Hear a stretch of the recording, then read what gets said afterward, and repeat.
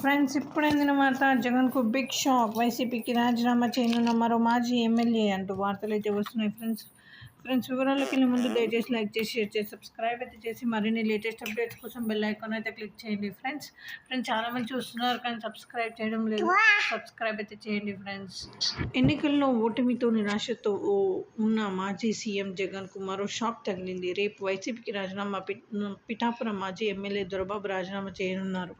ఇప్పటికే తన రాజీనామాపై అనుచరులు పెండం దొరబాబు క్లారిటీ ఇచ్చినట్లు తెలుస్తోంది. త్వరలో పవన్ కళ్యాణ్ సమక్షంలో జనసేనలో చేరున్నట్లు తెలుస్తోంది. కాగా గత కొన్ని రోజులుగా ఆయన పార్టీకి రాజీనామా చేయనున్నట్లు ప్రచారం జరగగా తాజాగా ఆ ప్రచారానికి తెర దింపారు దొరబాబు.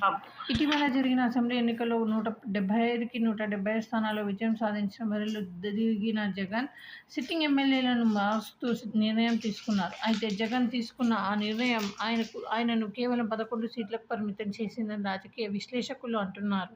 ఇదే తరహాలో పిఠాపురం నుంచి కూటమి అభ్యర్థిగా పోటీ చేసిన జనసేన చీఫ్ పవన్ కళ్యాణ్ను ఓడించేందుకు అక్కడ సిట్టింగ్ ఎమ్మెల్యేగా ఉన్న దొరబాబు కాకుండా వంగ గీతకు టికెట్ ఇచ్చారు జగన్. దీంతో ఆనాటి నుంచి దొరబాబు పార్టీపై అసంతృప్తిగా ఉన్నట్లు వార్తలు వచ్చాయి. ఎన్నికల్లో వైసీపీ ఓటమి చెందడంతో తాజాగా ఆయన ఆ పార్టీ రాజీనామా చేయాలని నిర్ణయం తీసుకున్నారు.